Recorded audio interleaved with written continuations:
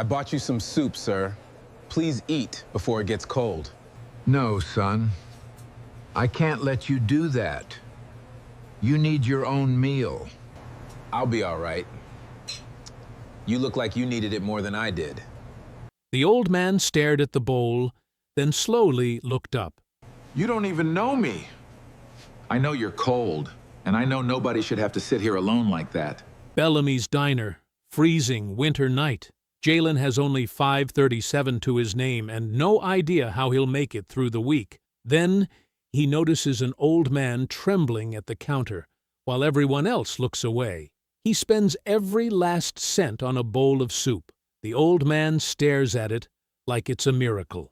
What Jalen doesn't know is that the millionaire sitting quietly in the back corner has been watching every second. Before we go any further, comment where in the world you are watching from, and make sure to subscribe, because tomorrow's story is one you don't want to miss.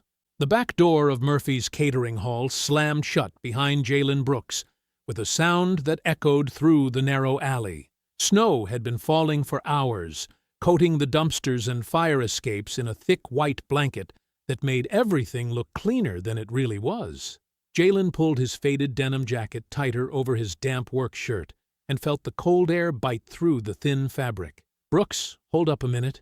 Jalen turned to see Mr. Murphy stepping outside, his supervisor's face wearing the same tired expression that meant bad news was coming.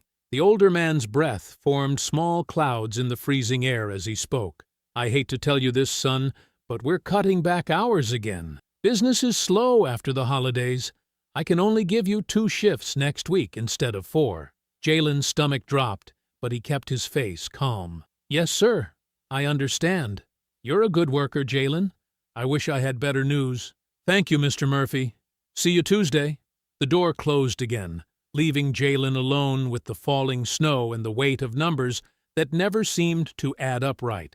He reached into his jacket pocket and counted the crumpled bills and loose change from tonight's pay. After setting aside bus fare and the $20 he needed for his mother's heart medication, he had exactly $5.37 left. His stomach growled loudly. He hadn't eaten since grabbing a piece of toast that morning before rushing to his other job delivering groceries. The catering hall always smelled like roasted chicken and fresh bread, but employees weren't allowed to take leftovers.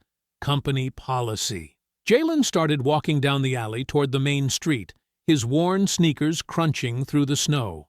The cold made his fingers ache, even stuffed deep in his jacket pockets. He thought about the overdue rent notice sitting on the kitchen table at home, the 3rd one in 2 months. His mother Naomi tried to hide how much the stress was affecting her, but Jalen could see it in the way her hands shook when she thought he wasn't looking. At the corner of 5th and Mason, he saw an elderly woman struggling with 2 heavy grocery bags while trying to navigate the icy sidewalk. Her gray coat was too thin for the weather, and she kept stopping to catch her breath. Other people walked past her without slowing down. Jalen crossed the street quickly. "Ma'am, can I help you with those bags?" The woman looked up with surprised eyes. "Oh, that's very kind of you, dear. I live just 2 blocks over, but this ice is so treacherous." "No problem at all."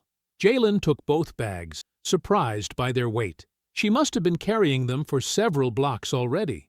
"Let me walk with you."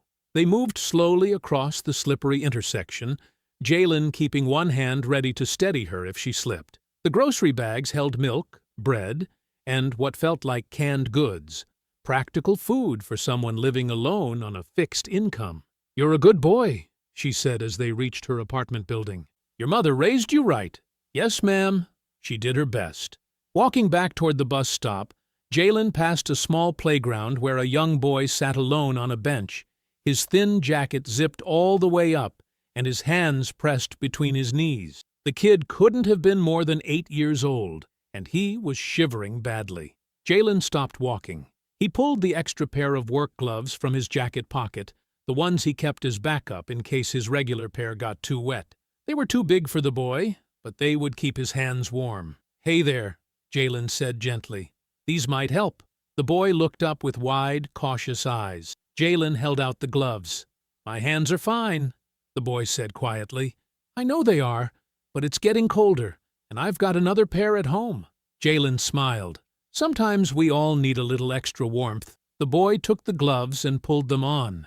They hung loose around his small fingers, but his shoulders relaxed as the warmth spread through his hands. "Thank you, mister. You're welcome. Get home safe, okay?" Jalen continued walking, now with empty pockets and even emptier stomach, but something in his chest felt a little warmer. These small moments of connection reminded him why he kept believing in people, even when life kept knocking him down. His hidden dream lived quietly in the back of his mind, like a candle flame he protected from the wind. Someday, when he could afford to go back to community college, when the bills weren't crushing his family, when he had more than spare change in his pocket, he wanted to start something real. A neighborhood meal program where working families, seniors, and kids who went home hungry could find a warm meal and a moment of dignity. Not charity that made people feel small, but community support that lifted everyone up. The dream felt impossible most days, especially when he was counting coins for bus fare, but it kept him moving forward when everything else wanted to drag him down. The snow was falling heavier now, and the streetlights created small circles of yellow warmth in the growing darkness. Jalen's feet were getting cold, and his stomach was demanding attention. He needed to find something to eat before catching the late bus home to check on his mother. Bellamy's Diner sat on the corner of 7th Street, its windows glowing with warm light that cut through the winter gloom. The old red neon sign flickered slightly, and frost gathered at the edges of the glass. But inside, Jalen could see people sitting in booths, steam rising from coffee cups, and the movement of waitresses carrying plates of hot food. He stopped on the sidewalk and looked down at the coins in his palm one more time. $5.37. Just enough for the cheapest bowl of soup, if they had any specials running. Jalen took a deep breath, pulled open the heavy glass door, and stepped inside, where the warmth immediately wrapped around him like a blessing. The warmth of Bellamy's Diner wrapped around Jalen like a soft blanket after hours in the cold. The air smelled of coffee, fried onions, and something sweet that made his empty stomach clench with hunger. Red vinyl booths lined the walls, most of them occupied by people seeking refuge from the storm outside. Steam rose from coffee cups and soup bowls, and the soft murmur of conversation mixed with the gentle clatter of silverware against plates. Jalen found an empty spot near the counter and pulled the crumpled bills and coins from his pocket, counting them carefully in his palm where no one else could see. $5.37.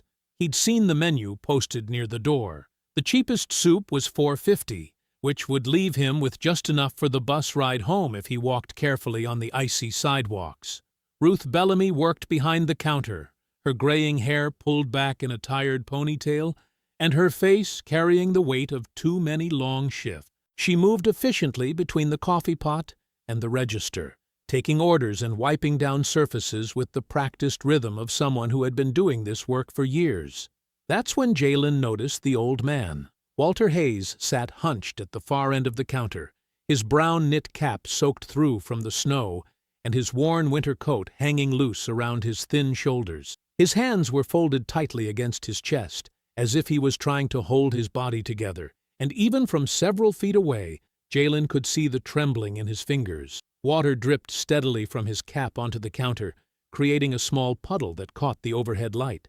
"Sir, I told you already," Ruth said, her voice sharp with exhaustion. "You can't just sit here all night unless you're going to order something."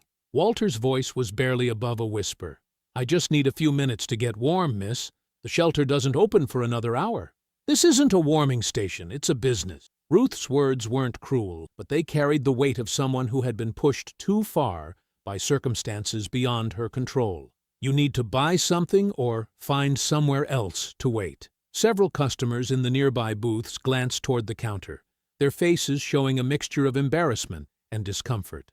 A middle-aged woman in a thick winter coat looked away quickly when Walter's eyes met hers. A young couple sharing a plate of fries suddenly became very interested in their food. An older gentleman reading a newspaper behind a cup of coffee carefully avoided looking up from the sports section. Everyone could see what was happening. Everyone understood that the old man was cold, probably hungry, and clearly had nowhere else to go. But no one moved to help.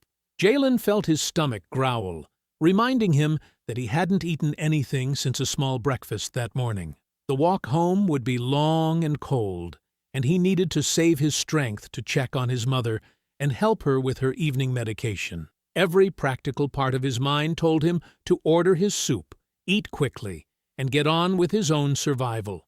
But Walter's hands wouldn't stop trembling.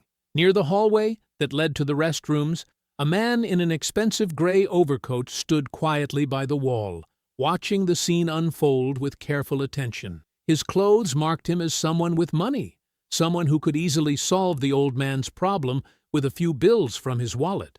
But he remained still, observing rather than acting. Jalen closed his fist around his coins and bills, feeling their edges press into his palm. He looked at Walter's bent shoulders, at the way the old man tried to make himself smaller in the face of Ruth's impatience, at the puddle of melted snow growing beneath his feet. He thought about his mother waiting at home, about the overdue rent notice on their kitchen table, about his own empty stomach, and the long, cold walk that lay ahead of him. He thought about all the practical reasons why he should take care of himself first. Then he stepped to the counter and placed his coins down one by one, the metal clicking against the worn formica surface. "Ma'am," he said to Ruth, "I'd like to buy that gentleman a bowl of soup." Ruth counted the coins slowly, her weathered fingers moving each quarter and dime across the counter's surface. The metal pieces clinked softly against each other as she arranged them in neat piles. "You've got $5.37 here," she said, looking up at Jalen with tired eyes. "That's barely enough for the soup." Walter turned on his stool, his face flushed with embarrassment. "Son, no, I can't let you do this." His voice cracked as he spoke. "You're just a kid. You look hungry yourself." "It's okay, sir," Jalen said gently, keeping his eyes on Walter's face rather than looking away. "Everyone deserves something warm on a night like this." "But you need that money," Walter insisted, his hands shaking more violently now. "Don't spend your last dollars on an old man like me. I'll be fine. I can wait at the bus station." Jalen shook his head. "The bus station's been closed for repairs all week, and nobody should have to sit outside in weather like this." He pushed the coins closer to Ruth. "Please, ma'am, one bowl of soup." Ruth hesitated, her hand hovering over the money. Something in Jalen's quiet determination seemed to catch her off guard. She had seen plenty of customers over the years, but few who would sacrifice their own meal for a stranger. After a long moment, she scooped up the coins and turned toward the kitchen. The diner fell into an unusual quiet. The couple sharing fries stopped talking.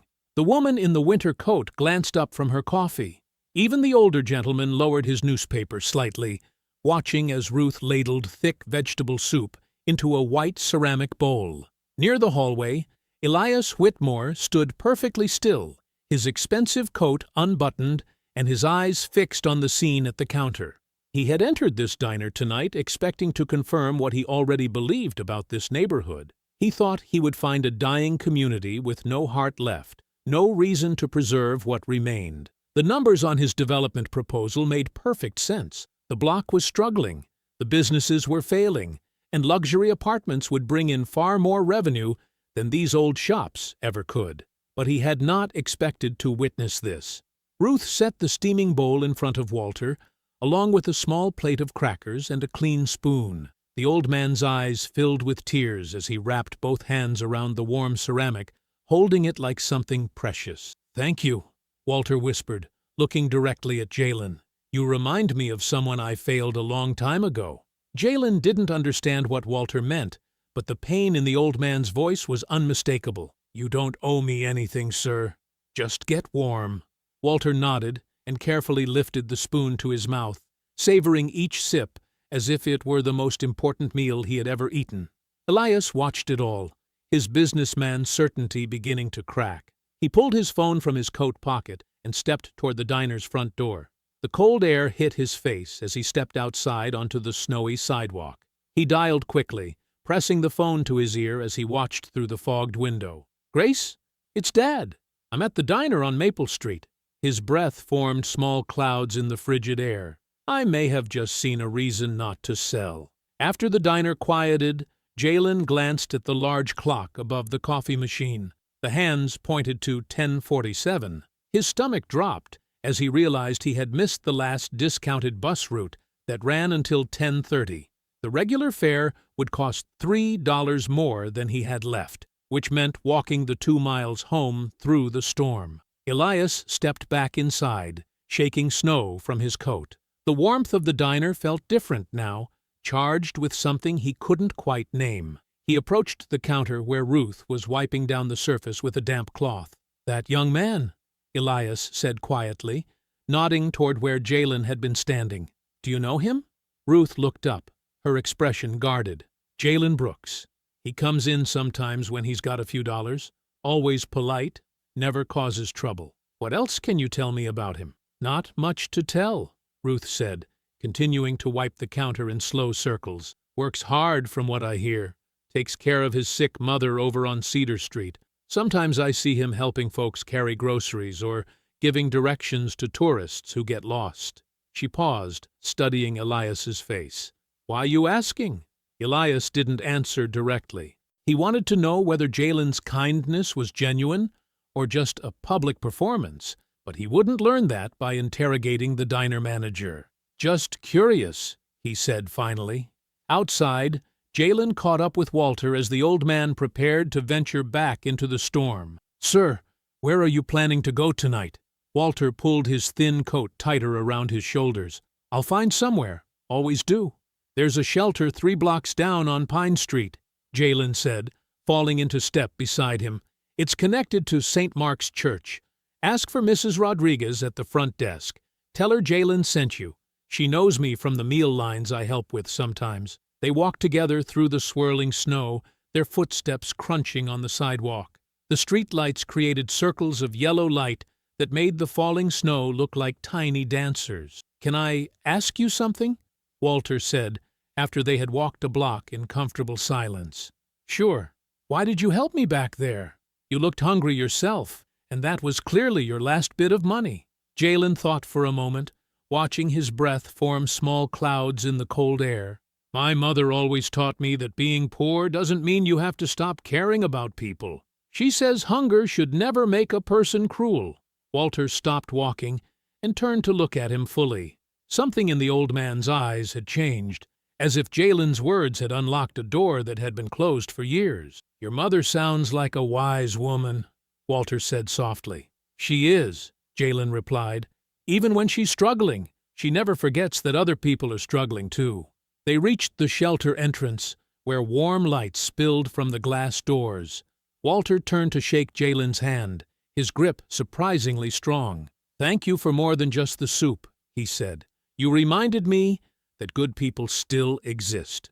Jalen walked the remaining distance home alone, his empty stomach cramping as the cold seeped through his jacket. By the time he climbed the stairs to his apartment, his hands were numb and his feet were soaked through his worn shoes. He found Naomi sitting at their small kitchen table, sorting pills into a weekly container. She looked up as he entered, her face brightening despite the exhaustion in her eyes. "How was work, baby?" Jalen hung his jacket on the back of a chair and sat down across from her, careful to keep his expression neutral. "Long night," he said simply. "How are you feeling?" "Better today. The new medication seems to be helping." She studied his face with the keen attention that only mothers possess. "You look tired. Did you eat something?" "I'm fine, Mama," Jalen said, reaching across to help her sort the pills. "Just ready for bed." The alarm never had a chance to ring. Jalen woke before sunrise, his internal clock shaped by years of early shifts and late worries. The apartment was quiet, except for the soft sound of Naomi's breathing from the next room. He lay still for a moment, listening to make sure her sleep was peaceful after what had been a difficult night of pain that kept them both awake until nearly 3 in the morning. Jalen slipped from his narrow bed and dressed quietly in the dim light filtering through their thin curtain. His stomach reminded him that he had skipped dinner, but the empty feeling was familiar enough that he could push it aside. He had done the right thing at the diner. Even hungry and tired, he knew that much. He checked on Naomi before leaving. She was curled under 2 blankets, her face relaxed in sleep, looking younger than her 41 years. The medication bottles on her nightstand caught the early light, a reminder of the bills that never seemed to shrink no matter how many extra hours he worked. The delivery company warehouse sat on the edge of town, a gray building surrounded by trucks and workers who started before the rest of the world woke up. Jalen had called the night before to pick up a one-day shift moving packages for a holiday rush that needed extra hands. The pay was decent, but the work was hard and unpredictable. "Brooks," the supervisor called as Jalen signed in. "You're on truck 7 with Martinez, loading dock to residential stops. Should be about 40 packages, maybe more if we get backed up." Jalen nodded and found his assigned truck, where a middle-aged driver named Carlos was already checking his route map. Carlos looked up and smiled when he saw Jalen approach. "You're the new guy? Good. I need someone who can keep up and won't complain about stairs." Carlos handed him a scanning device and a stack of delivery confirmations. "You ever done this before?" "Some," Jalen said, clipping the scanner to his belt. "I learn fast." Across town, Elias sat in his downtown office, sipping coffee while staring at a folder of documents about the South Fairview Development Project. The numbers made financial sense. The neighborhood was struggling, property values were low, and his investors expected a substantial return. But the image of Jalen counting out his last coins kept interrupting his thoughts. He picked up his phone and called Grace. "I need you to do something for me," he said when she answered, quietly. "What kind of quietly?" Grace asked, her voice cautious. "I want you to learn more about that young man from last night, Jalen Brooks. Find out who he is, what his situation looks like, whether what I saw was typical behavior or just a lucky moment." Grace was silent for several seconds. "Dad, are you thinking about changing the development plans because of one act of kindness?" "I'm thinking about making sure I understand what kind of community I might be destroying," Elias said. "Can you do this without making it obvious?" "I can try. Give me his full name and any other details you have." Elias provided what little information Ruth had shared, then hung up and returned to his documents. But the numbers seemed less important now than they had the day before. Grace started with public records and social media, then moved to more personal sources. By midday, she had a clearer picture. Jalen Brooks had been an honors student at South Fairview Community College, studying business administration with a focus on nonprofit management. His grades were excellent until 18 months ago, when he suddenly withdrew from classes. The reason became clear when she found medical billing records that Naomi had fallen behind on: chronic illness, multiple specialists, medications that insurance only partially covered. Grace also discovered something else in the college's archives: a detailed proposal Jalen had written for a community kitchen project, complete with budget projections, partnership possibilities, and a mission statement about providing affordable meals while creating job training opportunities for local residents. The proposal was dated just 2 weeks before he left school. At Bellamy's Diner, Walter pushed through the front door around noon, shaking raindrops from his brown cap. The lunch crowd was small, just a few regulars, and a couple of construction workers grabbing quick meals. Ruth looked up from the register with the expression that wasn't quite unfriendly, but wasn't welcoming either. "You buying something today, or just looking for another handout?" Walter reached into his coat pocket and placed a $5 bill on the counter. "Coffee and a sandwich, please. Whatever's cheap."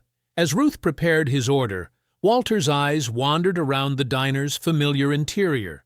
The red booths, the worn linoleum floor, the faded photographs on the walls near the kitchen entrance. One picture made him stop and stare. It showed 3 young men standing outside the diner on what looked like opening day, their arms around each other's shoulders, grinning at the camera. Walter recognized himself on the left, maybe 40 years younger and 50 pounds heavier. In the center stood Samuel Bellamy, Ruth's late husband, holding a set of keys. On the right was a thin young man in an ill-fitting suit who looked remarkably like someone Walter had seen recently. Ruth noticed his attention and quickly moved to block his view of the wall. "Your sandwich is ready," she said, sliding a plate across the counter. "That picture," Walter said quietly. "Who's the third man?" Ruth's face tightened. Nobody you need to worry about. She reached up and removed the photograph from the wall, tucking it quickly under the counter. Eat your food and move along. Walter took his sandwich to a corner booth, his mind racing. The young man in that old photograph had the same eyes, the same jawline, the same careful way of holding himself that he had seen in Elias Whitmore just the night before. Meanwhile, Grace sat in her car outside a loading dock, watching Jalen help Carlos deliver packages to an apartment complex.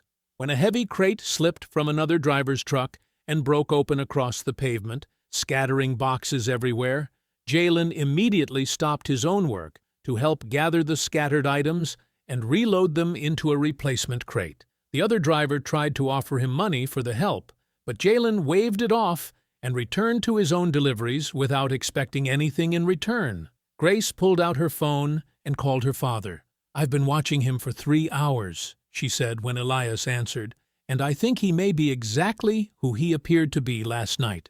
The evening sky had turned the color of old steel by the time Jalen finished his last delivery. His shoulders ached from lifting boxes, and his stomach had been growling for hours.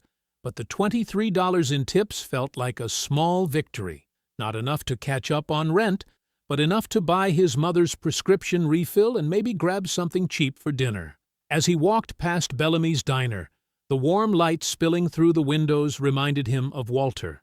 The old man had looked so frail the night before, trembling in his damp clothes. Jalen wondered if he had made it to the shelter safely, or if he was somewhere out in the cold again. He pushed through the front door, letting the heat wash over his face. The dinner crowd was thin, just a few customers scattered among the red booths, picking at plates of meatloaf and mashed potatoes. Ruth stood behind the counter, wiping down glasses with a dish towel, her expression tired but less sharp than usual. Jalen scanned the room and found Walter sitting in a back booth near the kitchen entrance. The old man looked different tonight. His gray hair was combed back, his beard had been trimmed, and he wore a clean flannel shirt under his worn coat.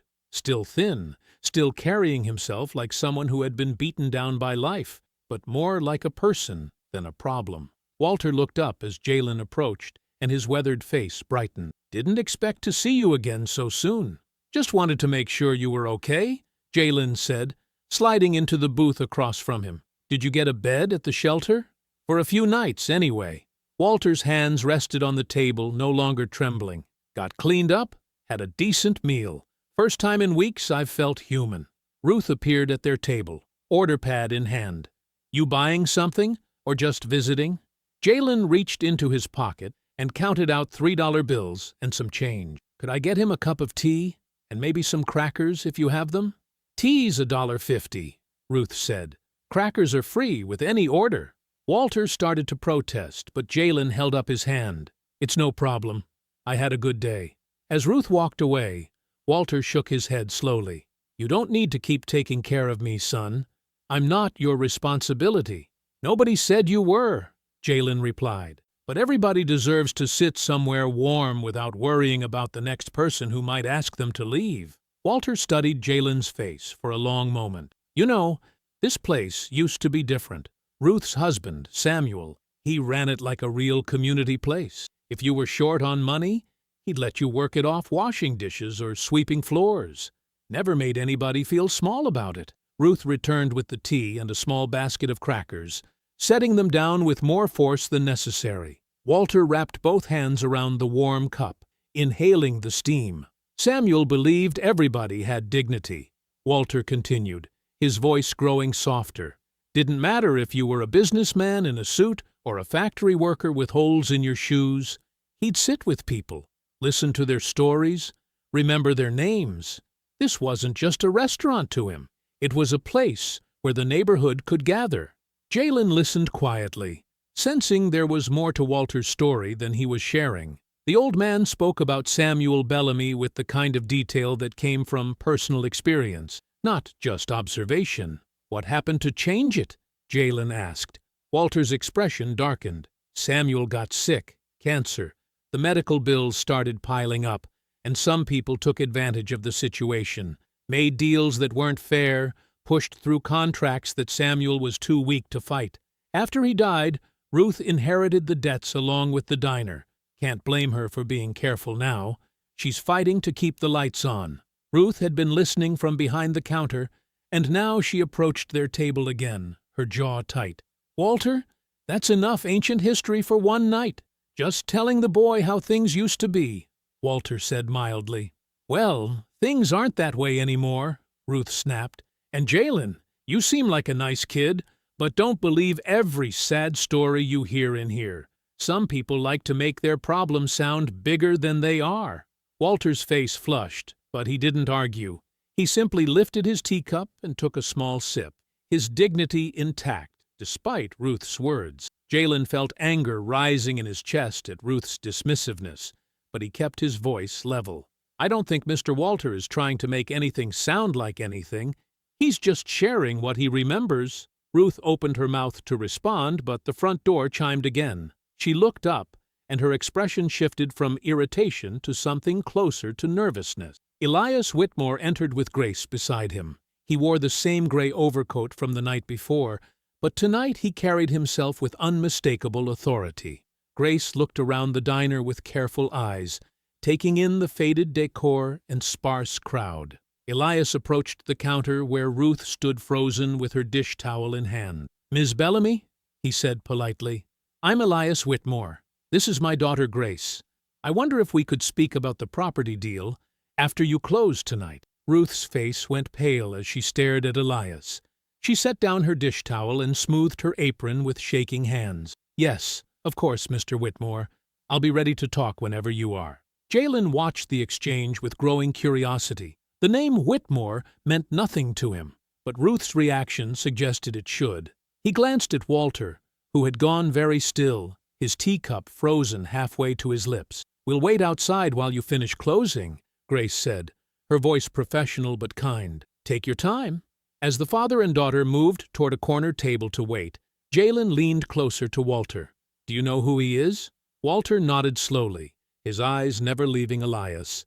"Real estate developer, owns half the commercial properties in this part of town. If he's here talking to Ruth about a deal, it probably means the diner's in more trouble than she lets on." "What kind of deal?" "The kind where old places like this get torn down to make room for expensive apartments and chain restaurants," Walter said quietly. "The kind where people like us get pushed somewhere else because we don't fit the new picture."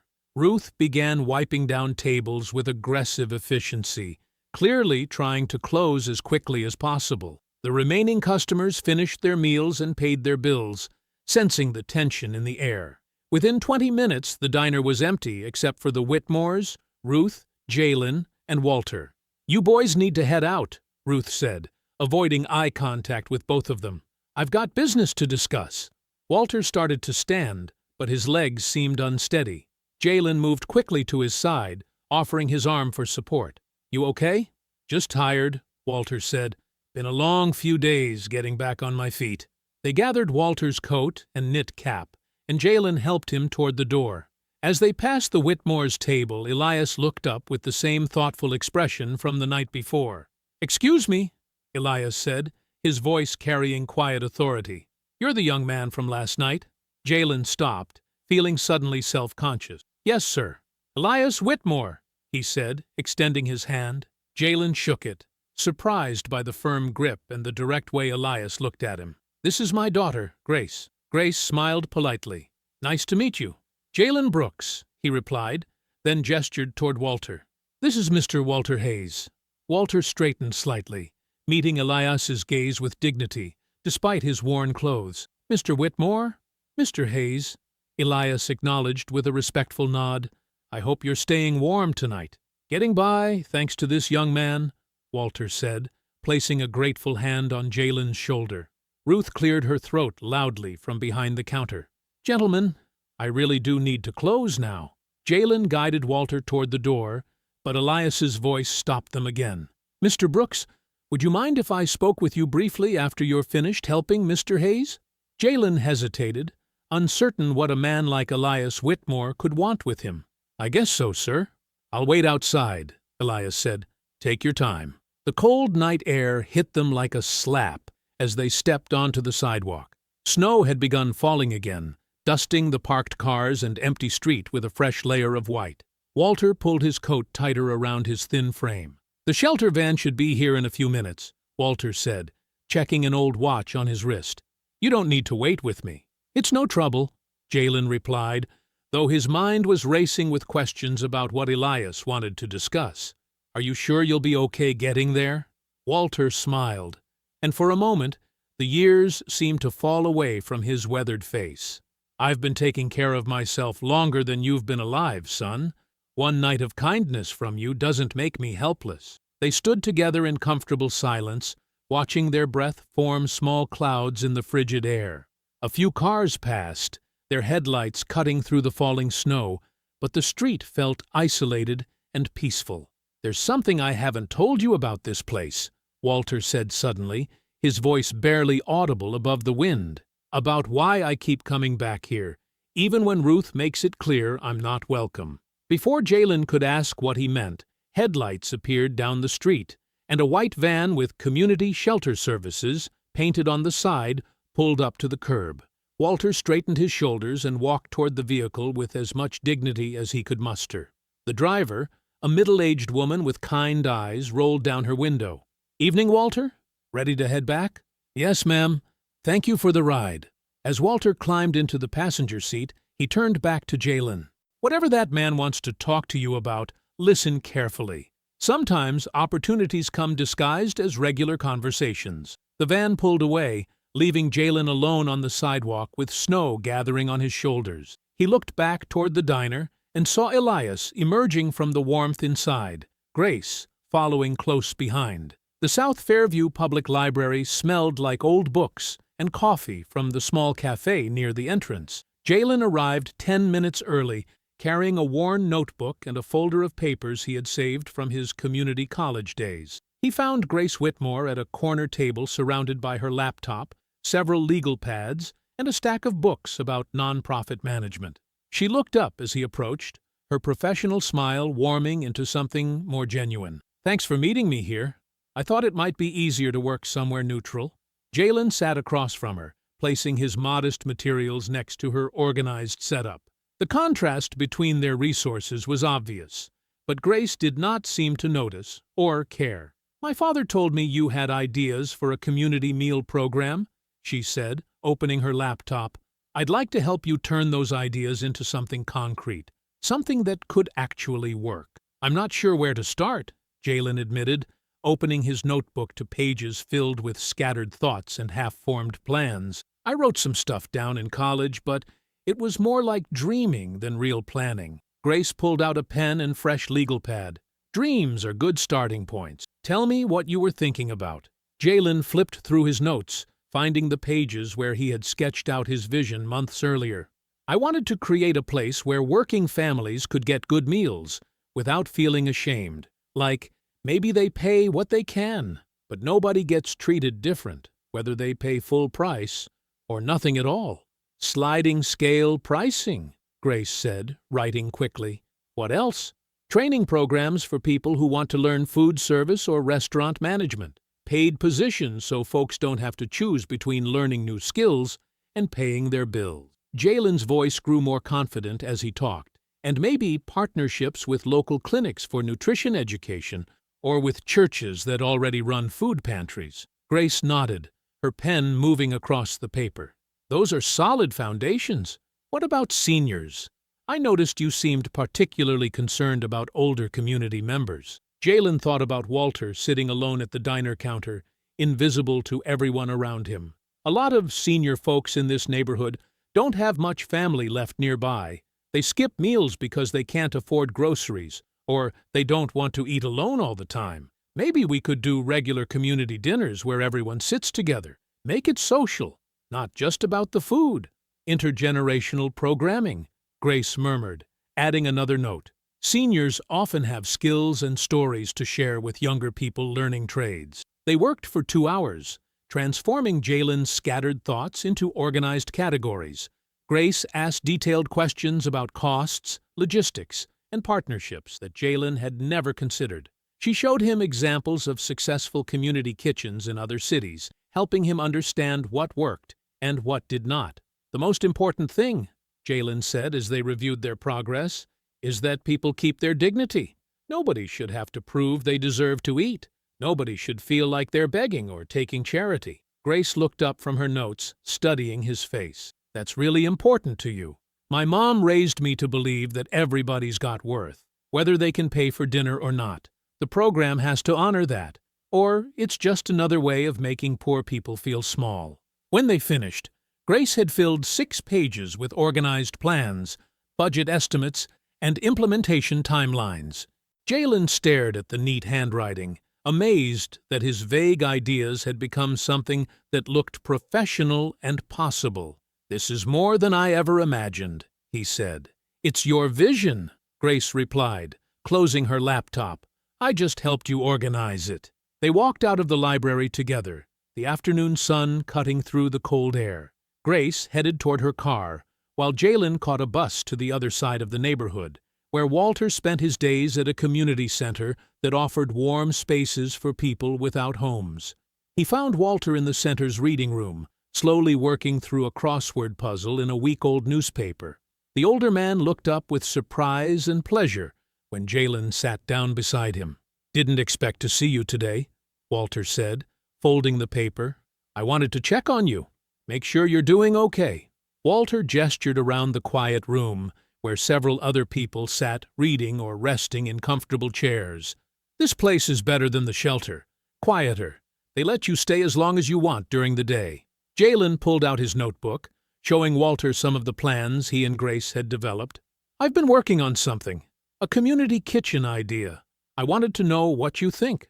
Walter examined the notes carefully, his weathered fingers tracing the words as he read. His expression grew thoughtful, then troubled. "This sounds like what Bellamy's used to be," he said quietly. "What do you mean?" Walter closed the notebook and handed it back, his hands trembling slightly. "I never told you the whole truth about my connection to that diner." Jalen waited, sensing that something important was about to be revealed. 43 years ago, I helped Samuel Bellamy open that place," Walter continued, his voice barely above a whisper. "We were partners, equal partners. Samuel had the restaurant experience, and I had some money saved up from my repair shop." The words hung in the air between them. Jalen began to understand why Ruth had been so uncomfortable when Walter talked about the diner's past. "We opened with a simple promise," Walter said, reaching into his coat pocket. "Nobody gets turned away hungry. Didn't matter if they could pay or not. We'd figure out the business side later." He pulled out a small tarnished brass token, no bigger than a quarter. One side was engraved with Bellamy's Diner, and the other side read, "Good for 1 meal." "Samuel made a dozen of these," Walter explained, placing the token in Jalen's palm. "For regular customers who fell on hard times. They could use one whenever they needed to eat, but couldn't pay. No questions asked, no shame involved." Jalen turned the token over in his fingers, feeling the weight of its history. "What happened to the partnership?" Walter's face darkened with old pain. "I got desperate. My repair shop was failing, and I had debts I couldn't handle. A businessman offered to help me restructure my loans, but the papers I signed somehow transferred my ownership share in the diner to him instead. By the time I understood what had happened, it was too late to undo." "That's fraud," Jalen said, anger rising in his chest. "Maybe, but I was ashamed that I'd been fooled, and I didn't have money for lawyers. Samuel tried to help me fight it, but the stress was killing him. His heart wasn't strong. He died 2 years later, and Ruth inherited a diner that was already changing into something colder and more desperate." Walter took back the token, holding it like a sacred object. "I keep coming back because I can't let go of what that place was supposed to be. When you bought me that soup, you reminded me that the promise isn't dead. It's just been forgotten." Jalen felt the full weight of his accidental connection to Walter's buried pain. The bowl of soup had been more than kindness. It had been a small restoration of something precious that had been lost. Walter pressed the token back into Jalen's hand. "Keep this. Remember that Bellamy's once promised nobody would be turned away hungry." The morning sun filtered through the thin curtains of the Brooks apartment, casting gentle light across the small living room where Naomi sat at her ironing board. Steam rose from Jalen's best shirt, a navy blue button-down that had seen him through job interviews and community college presentations before medical bills forced him to drop out. "Hold still," Naomi said, as Jalen shifted nervously beside her. "Can't iron wrinkles out of a moving target." Jalen watched his mother work, her movements careful and deliberate, despite the tremor in her hands that had worsened over recent months. The shirt was old but well cared for, purchased from a thrift store 2 years earlier when hope still felt possible. "What if they don't take me seriously?" Jalen asked, adjusting his tie for the 3rd time. "What if they think I'm just some kid who got lucky?" Naomi set down the iron and turned to face him, her expression firm but loving. "Jalen Marcus Brooks, you listen to me. You didn't get here because someone felt sorry for you. You got here because you have a good heart and a sharp mind, and those people need what you can offer them." She reached up to straighten his collar, her touch gentle but steady. "Don't you dare shrink yourself down in front of those wealthy folks. You belong in that room just as much as they do, maybe more, because you understand what it means to go without. But they have education, experience, money, and you have something they can't buy," Naomi interrupted. "You know what it feels like to count coins for soup. You know what it's like to choose between bus fare and dinner. That knowledge is worth more than all their college degrees when it comes to helping people who are struggling." Jalen nodded, drawing strength from his mother's certainty. She had always believed in him, even when he couldn't believe in himself. "Remember," Naomi continued, smoothing the shirt one final time, "you're not asking them for charity. You're offering them a chance to be part of something that matters. That's a gift, not a handout." An hour later, Jalen stood in Bellamy's diner facing a small group of people who held his future in their hands. Elias sat at the center of a pushed-together table, his gray suit perfectly pressed, his expression attentive but unreadable. Grace had her notebook open, pen ready to capture every word. Ruth hovered near the counter, wiping the same spot over and over while trying to appear busy. 3 local business owners filled the remaining seats, people Elias had invited because their support could make or break any community project. They studied Jalen with polite but skeptical faces, clearly wondering what this young man could possibly teach them about running a successful venture. Walter sat alone in a corner booth, his worn coat draped over the back of his seat, his eyes fixed on Jalen with quiet encouragement. "Thank you all for coming," Jalen began, his voice steady despite his racing heart. "I want to start by talking about what hunger really means in a neighborhood like this." He pulled out his notebook, pages now filled with the plans he and Grace had organized, but he barely glanced at them. Instead, he spoke from the center of his lived experience. "Most people think hunger is just an empty stomach," he continued, "but it's more than that. Hunger is shame. It's the look on a kid's face when they pretend they're not hungry at lunch because they don't want their friends to know their family can't afford to pack them a meal. It's the way a senior citizen apologizes for counting out exact change for a cup of coffee. It's the isolation that comes from being afraid to go places where food costs money you don't have." The room grew quiet. One of the business owners, a woman who owned a small grocery store, leaned forward with interest. "The community kitchen I'm proposing isn't charity," Jalen said. "It's dignity. It's a place where working families can buy quality meals at prices they can afford, where seniors can eat lunch without feeling like they're taking handouts, where young people can learn job skills while serving their own neighbors." He described the apprenticeship program, the sliding scale payment system, the partnerships with local farms and food distributors. His voice grew stronger as he outlined how the program could create jobs while addressing hunger, how it could strengthen community connections while building economic opportunity. "Bellamy's Diner used to be a place where nobody was turned away hungry," Jalen said, glancing toward Ruth. "This program would honor that tradition while creating a sustainable business model." Ruth stopped wiping the counter, her eyes fixed on Jalen with an expression of surprise and recognition. His words sounded like conversations she had heard years ago, when Samuel was alive and full of dreams about what their diner could become. Grace scribbled notes rapidly, her initial skepticism replaced by genuine excitement. The business owners asked practical questions about funding, staffing, and logistics, but their tone had shifted from doubt to curiosity. Elias listened without interrupting, his face revealing nothing. When Jalen finished, silence settled over the room like dust after a storm. "Questions?" Jalen asked, his hand steady now despite the magnitude of the moment. The grocery store owner raised her hand. "How do you ensure people don't abuse the sliding scale system?" "Trust," Jalen replied immediately.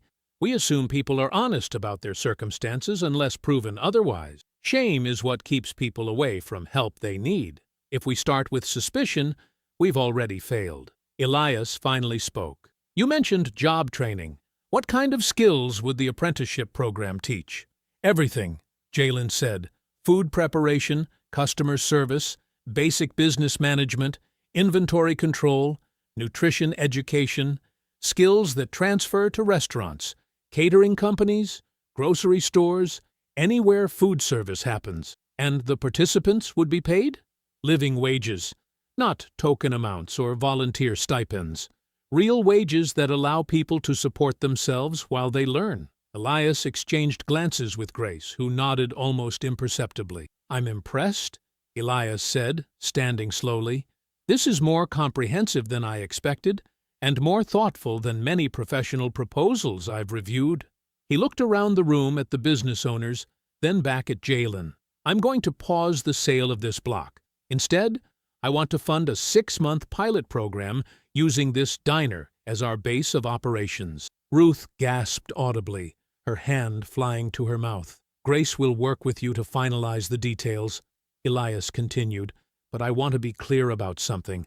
This isn't charity, and you're not my pet project. This is an investment in proven character and practical vision." The business owners murmured among themselves, several expressing interest in partnering with the program. Grace beamed at Jalen with genuine pride, while Ruth approached him with tears in her eyes. "You made this sound like the diner Samuel always wanted," she whispered. "I'm sorry I doubted you." Walter remained in his corner booth, but his smile was radiant with quiet pride. As the meeting broke up and people filtered out into the afternoon sunshine, Jalen felt lighter than he had in months. The weight of constant worry had lifted, replaced by something he had almost forgotten how to feel: hope. He walked home through the familiar streets of his neighborhood, seeing them with new eyes. The closed storefronts and struggling businesses no longer looked like symbols of failure. They looked like opportunities waiting to be restored. His phone buzzed with a text from Grace. "You were amazing today. Can't wait to get started."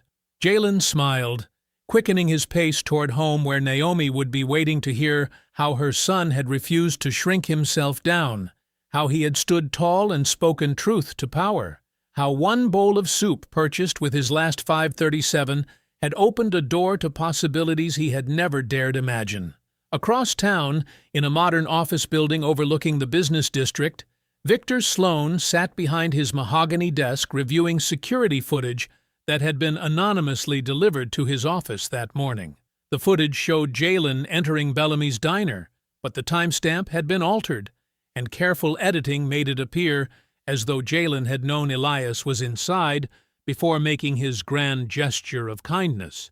Victor studied the edited video with calculating eyes, then reached for his phone. His smile was cold and predatory as he began to dial. The buzzing of Jalen's phone pulled him from restless sleep at 6 in the morning. Through the thin walls of their apartment, he could hear Naomi coughing softly in the next room, the sound that had become the soundtrack to their struggles. His phone screen showed 3 missed calls from Grace and a string of text messages that made his stomach drop. "Call me immediately," the first message read. "There's something you need to see." "Don't read anything online until we talk," said another. The final message was just 2 words: "I'm sorry." Jalen's hands trembled as he opened his phone's browser. His name appeared in the search suggestions before he finished typing it. The first result was a local gossip blog with the headline, "Fake Charity, Local Teen Stages, Kindness to Manipulate Millionaire." The post included grainy security footage that showed Jalen entering Bellamy's diner, but something was wrong with the timestamp. It appeared to show him arriving after Elias, not before. The accompanying text painted him as a calculating opportunist who had used Walter's desperation as a prop in an elaborate scheme to win Elias Whitmore's attention. Sources close to the situation confirm that Jaylen Brooks researched Mr. Whitmore's dining habits and deliberately chose the moment to perform his act of so-called charity. The Post claimed. The homeless man appears to be a willing participant in the deception, having been coached on his responses. Jaylen's vision blurred as he scrolled through the comments. Strangers who had never met him called him a scammer, a user, and worse. The few supportive comments were drowned in a sea of cynicism and accusation. His phone rang. Grace's name appeared on the screen. "Jaylen, I know you're seeing this," she said without preamble when he answered. "The footage is edited. The timestamps don't match the diner's internal security system, and we can prove it." "Then why haven't you?" Jaylen's voice came out hollow. Grace's pause stretched too long. "My father wants to be careful. If we respond too quickly or aggressively, it might look like we're trying to cover something up. He's pausing the apprenticeship program until we can present clear evidence." The words hit Jaylen like physical blows. Pausing it, temporarily, just until... "He doesn't believe me." The statement wasn't a question. It's not about belief. It's about public perception and protecting the investment. If this program launches under a cloud of suspicion, it could hurt everyone involved, including you. Jaylen understood the logic, but understanding didn't make the rejection hurt less. After hanging up, he sat on the edge of his narrow bed, staring at the peeling paint on the opposite wall. Everything he had dared to hope for was crumbling before it had even begun. "Baby?" Naomi's voice called from her room. "You okay? I heard your phone." He couldn't tell her. Not yet. Not when she had finally started believing their luck might change. "Just work stuff, Mama. Go back to sleep." But by afternoon, Naomi had seen the post. Their neighbor, Mrs. Rodriguez, had shown it to her with the cruel satisfaction of someone who enjoyed watching others fall. Naomi sat at their small kitchen table, her phone displaying the accusations, her face calm in the way that meant she was fighting rage. "Truth doesn't stop being truth because people mock it," she told Jaylen when he came home from a failed job interview. "I raised you to be kind. That kindness doesn't disappear because someone lies about your motives." "But what if kindness isn't enough?" Jaylen asked, slumping into the chair across from her. "What if being good just makes you an easy target?" Naomi reached across the table and took his hands. Her fingers were thin and cold, but her grip was firm. "Then you keep being good anyway, because the alternative is becoming the kind of person who would make up lies about a boy helping an old man." Despite her words, Jaylen felt the weight of their reality pressing down. The rent notice on their refrigerator seemed to glow with menace. Naomi's prescription bottles sat empty on the counter, waiting for money they didn't have. The apprenticeship that would have solved everything now felt like a mirage that had never really existed. That evening, driven by a desperate need for answers, Jaylen walked through the cold to Bellamy's diner. The familiar warmth hit him as he entered, but the atmosphere felt different. Conversations quieted when he passed. Ruth moved behind the counter with jerky, nervous energy, her eyes darting toward him but never making contact. Walter sat in his usual corner booth, but his proud posture from the presentation had collapsed. He looked smaller somehow, diminished by the weight of being called a willing participant in deception. When their eyes met, Walter's face crumpled with shame and helplessness. Jaylen approached the counter where Ruth continued wiping the same spot over and over, her movements mechanical and anxious. "Ruth," he said quietly. She finally looked up, but her expression was guarded and fearful. "Jaylen, I don't think... maybe you shouldn't be here right now. I just want to understand what happened. That footage, it's not real. The times are wrong." Ruth's hand stilled on the towel. "I know," she whispered, "but people are calling the diner. They're saying we're part of some scheme to trick Mr. Whitmore. I can't afford to lose customers. I can't afford to lose the business." The words hung between them like a wall going up in real time. Jaylen felt the familiar sting of being abandoned by someone he had tried to help, someone who knew better but chose safety over truth. Walter watched from his corner, his weathered hands folded on the table, his eyes reflecting the pain of watching a good young man suffer for the same kind of kindness that had once destroyed Walter's own life. The freezing rain turned Jalen's walk home into a cold punishment. Each drop felt sharp against his face, soaking through his jacket and chilling him to the bone. The streets gleamed with black ice under the flickering streetlights, and the wind carried the bitter promise of a storm that wouldn't break until morning. He kept his head down, hands shoved deep in his pockets, replaying Ruth's frightened words, "I can't afford to lose customers." The phrase echoed with every step, a reminder that survival trumped loyalty every time. He understood her fear, but understanding didn't make the abandonment hurt less. The apartment building looked smaller in the rain, its brick walls darkened and slick. Jalen climbed the narrow stairs to the second floor, his wet sneakers squeaking against the worn linoleum. As he reached their door, he noticed a white paper sticking out from underneath, official-looking and ominous. His stomach dropped before he even picked it up. Final notice of eviction proceedings. The words blurred as rain dripped from his hair onto the paper. 30 days to pay the outstanding balance or vacate the premises. Jalen stared at the amount owed, a number that might as well have been $1 million for all his ability to pay it. Inside the apartment, another piece of bad news waited on the answering machine. The pharmacy's automated voice delivered its message with cheerful efficiency. "This is a reminder that Naomi Brooks has a prescription ready for pickup. Please note that this medication has been on hold for 5 days due to insurance coverage issues. Contact your provider or our pharmacy team for assistance." Jalen sat heavily on the couch, still wearing his wet jacket. The eviction notice lay on the coffee table next to Naomi's empty pill bottles, a perfect picture of everything falling apart at once. The apprenticeship money would have solved both problems easily. Now it felt like watching a life preserver sink just as he was drowning. His phone sat silent on the table.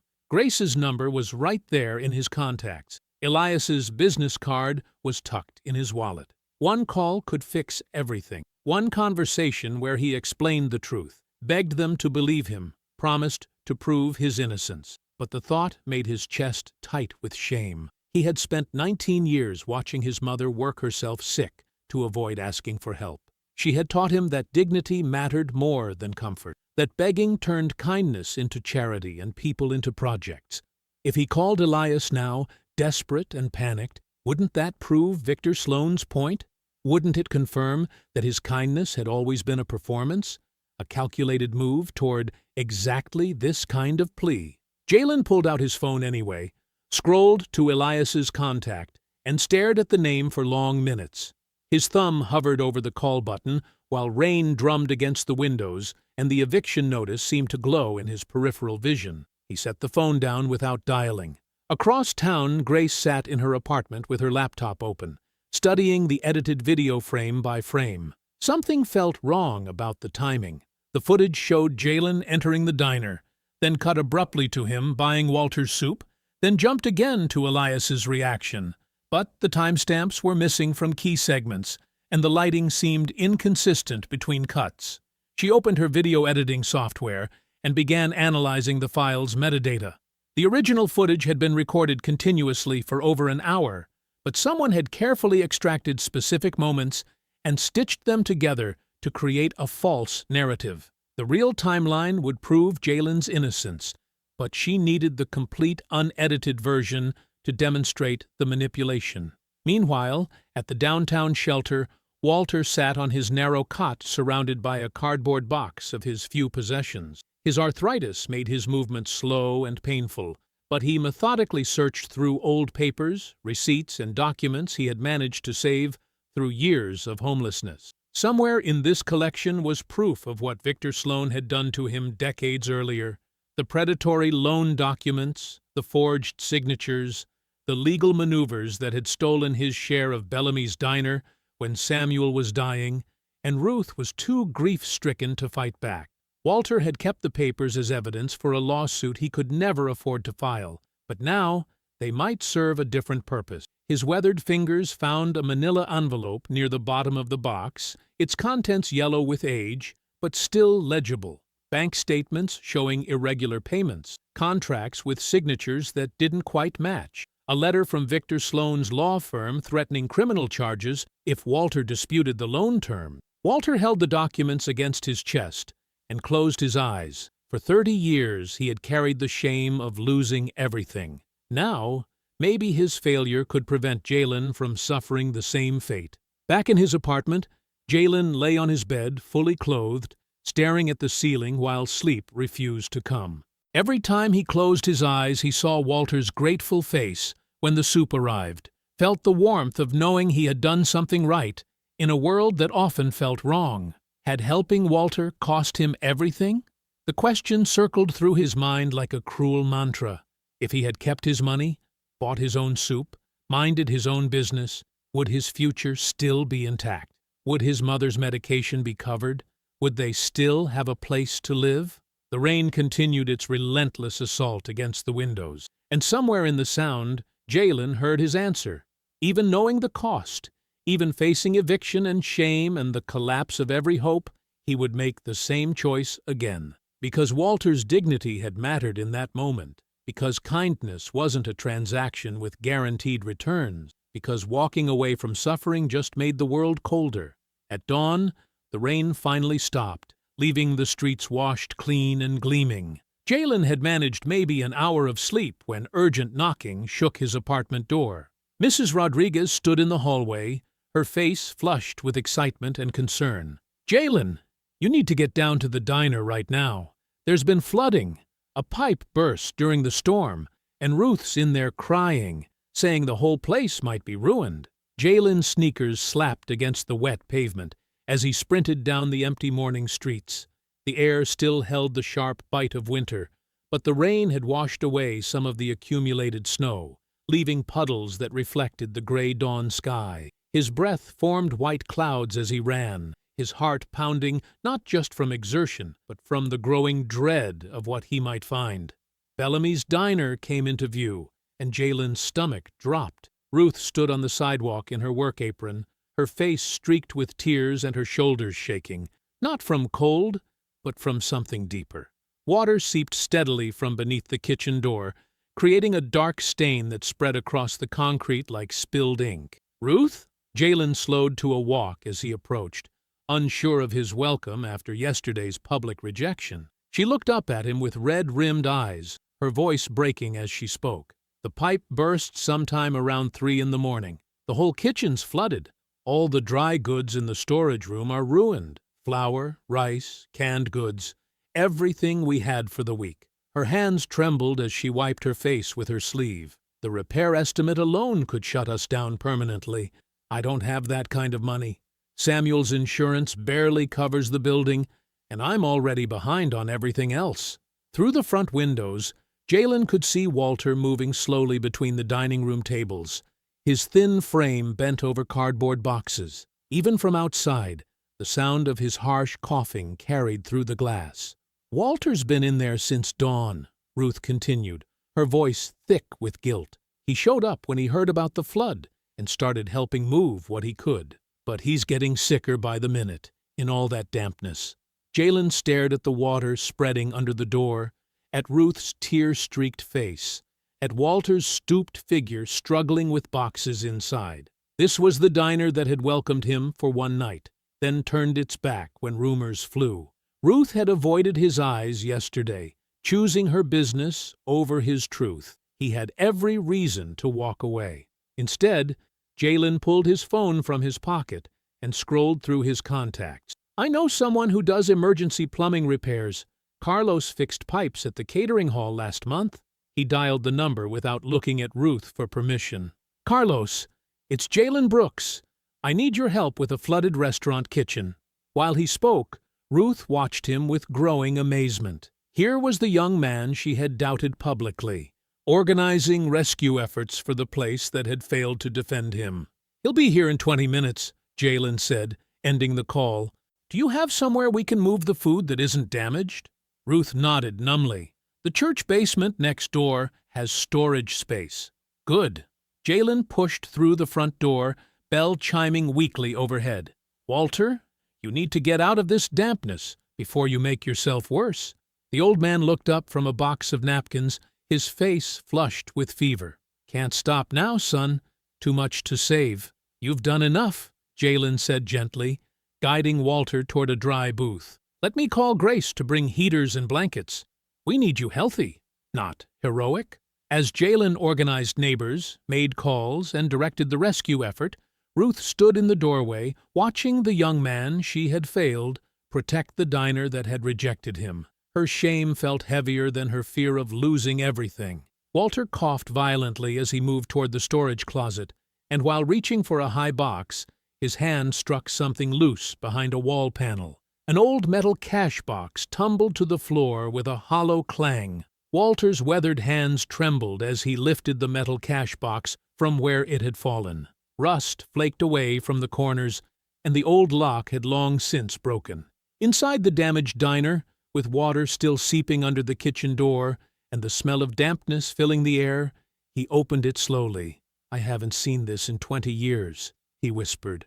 Grace had arrived minutes earlier with space heaters and blankets, followed by Elias, who had rushed over after her urgent phone call about the flood. Now, they all gathered around Walter as he spread the box's contents across a dry table near the front window.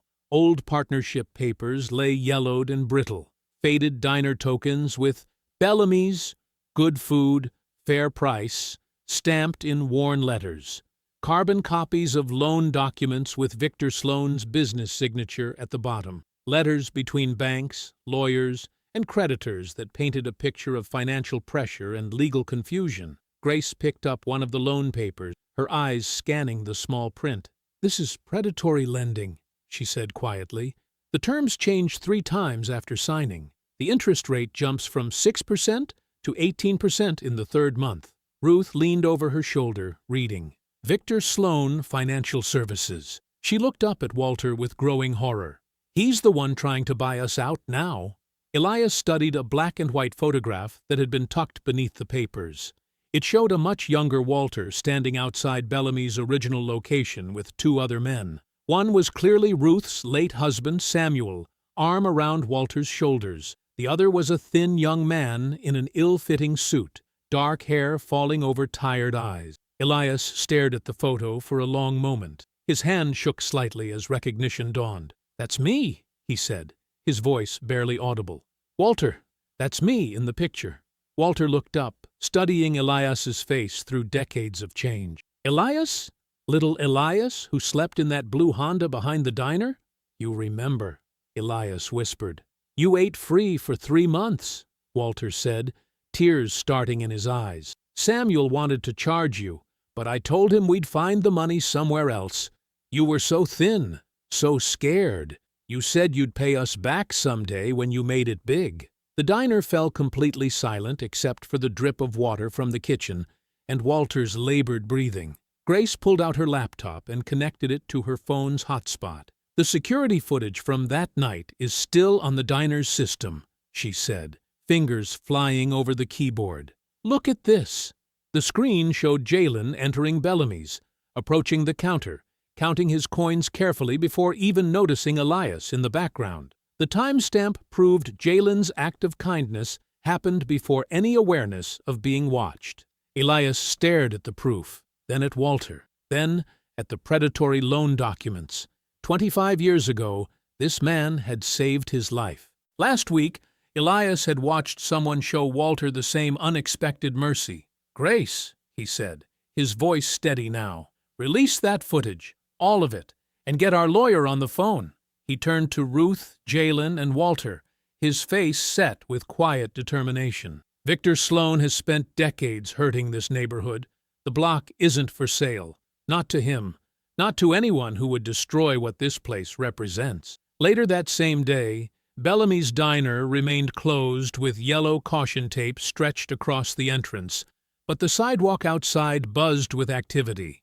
Word had spread fast through South Fairview after Grace released the complete security footage and Walter's documents online. Neighbors who rarely spoke to each other stood in small clusters, passing phones between hands and shaking their heads in disbelief. Mrs. Rodriguez, from the corner market, held her tablet up to show the edited footage side by side with the real version. "Look how they cut it," she said to the growing crowd. "Made that boy look like a fake when he was just being decent." 25 years Victor Sloan's been squeezing people out," said Marcus from the auto shop. "My cousin lost his place to one of their loan tricks. Same paperwork Walter had." The crowd parted as Ruth stepped outside, her face pale but determined. She looked at Jalen, who stood quietly beside Walter, neither angry nor triumphant despite everything. "I owe you an apology," Ruth said, her voice carrying across the sidewalk. "Both of you? When that story came out, I was so scared of losing this place that I forgot what it was supposed to be." Her voice cracked slightly. "Samuel always said the diner belonged to the neighborhood, not just to us. I let fear make me cruel. I'm sorry." Jalen nodded respectfully. "Fear makes people do things they regret. You were trying to protect your husband's work." Elias stepped forward, still wearing his gray overcoat but looking less like a distant businessman and more like someone who belonged in this crowd. "I want everyone to hear this," he announced. "The block sale to Victor Sloan is officially canceled. My lawyers are filing fraud charges related to the predatory loans and the edited video smear." A cheer went up from the neighbors, but Elias held up his hand. "More importantly, I'm committing funds to restore Bellamy's Diner as a community-centered business. Walter will have recognized ownership. Ruth will remain as manager, but the mission changes." Jalen stepped closer, his voice steady. "If you're serious about this, make sure it creates real jobs, training programs, meals that don't make people feel small. This neighborhood needs more than charity. It needs opportunity." Elias studied the young man who had spent his last coins on a stranger and smiled. "That's exactly why you'll help design it." Grace appeared at the edge of the crowd, supporting Naomi Brooks as she walked slowly but steadily toward her son. Naomi's face glowed with pride and relief as she reached Jalen and pulled him into a gentle embrace. "Your father would have been so proud of the man you became," she whispered against his shoulder. 3 months later, the winter wind carried the scent of fresh bread and simmering soup down the street as neighbors gathered outside Bellamy's Diner for its grand reopening. Above the entrance, a new sign glowed warmly in gold letters, "Hayes Brooks Community Table." Walter Hayes stood beneath the sign, wearing a clean wool coat and his old brown knit cap, but his eyes held light instead of shame. His weathered hands rested on a brass plaque beside the door that read, "In memory of Samuel Bellamy and in honor of second chances." "Never thought I'd see my name on this building again," Walter murmured to Jalen, who stood beside him in a crisp white shirt with the community program's logo stitched over the pocket. "You helped build this place," Jalen replied. "It was always yours." Ruth emerged from the kitchen, her face softer than it had been in years. The constant worry lines around her eyes had faded since the diner's debt was cleared and its mission restored. She no longer saw hungry people as threats to survival, but as neighbors deserving dignity. "Everything's ready," she announced to the group gathered near the entrance. "Hot food, warm seats, and no one gets turned away." Grace stood with her father near the renovated counter, reviewing a tablet filled with program statistics. The nonprofit structure she had designed ensured sustainable funding for affordable meals, paid kitchen apprenticeships, senior wellness check-ins, and emergency food cards for families facing sudden crisis. 17 local workers enrolled in the training program, Grace reported. 12 seniors signed up for weekly meal visits, and we've distributed over 200 emergency food cards to families who needed bridge assistance. Elias nodded, his investment growing beyond simple charity into genuine community transformation. The scholarships he funded allowed young people like Jalen to return to school while earning steady income through meaningful work. But more than the money, his recognition of Walter's worth had restored an old man's dignity and proved that forgotten people often carried the neighborhood's deepest wisdom. Naomi Brooks sat at a corner booth, her medication paid for through the Community Health Partnership, connected to the project. Her illness still limited her strength, but watching Jalen become a leader instead of just a survivor filled her with quiet joy. She had raised him to believe kindness mattered, even when money was scarce. Now the whole neighborhood could see that lesson proven true. Jalen stepped behind the counter, adjusting his apron with the program director title embroidered beneath his name. At 19, he carried responsibilities that would challenge someone twice his age, but he had learned that character under pressure revealed a person's true capacity. The door chimed as the first customers entered the renovated diner. The red booths had been reupholstered, the windows gleamed, and warm light filled every corner. But the real change was invisible, the return of Samuel Bellamy's original promise that no one would be humiliated by hunger. As the evening grew colder, families began filling the tables, workers stopping by after long shifts, seniors who lived alone but found friendship over shared meals, teenagers doing homework while their parents finished late jobs. The diner hummed with the sound of a neighborhood that remembered how to care for itself. Near closing time, the door opened to admit a young mother with 2 small children. She approached the counter hesitantly, her coat thin against the cold, her children pressing close to her sides. In her palm, she held a small collection of coins and crumpled bills. "Excuse me," she said quietly, her voice carrying embarrassment. "I know this probably isn't enough, but could I get something warm for my kids? They haven't eaten since school lunch, and our heat got shut off today." She started counting the money, her fingers shaking slightly from cold and worry. The children watched their mother with the patient sadness of kids who had learned not to ask for things their family couldn't afford. Jalen looked at the coins in her hand and remembered standing in this same spot months earlier, counting his own last 537, while Walter shivered at the counter. He remembered the choice between protecting himself and protecting someone else's dignity. He remembered how kindness had unlocked everything that followed. Without hesitation, Jalen reached for 3 bowls and filled them with thick vegetable soup. Steam rose from the ceramic as he placed them carefully on the counter, adding crackers, butter, and glasses of cold milk. The mother reached for her money again, but Jalen gently pushed her hand away. "Around here, we make sure people get warm first," he said with a gentle smile. I hope you enjoyed that story. Please like the video and subscribe so that you do not miss out on the next one. In the meantime, I have handpicked 2 stories for you that I think you will enjoy. Have a great day.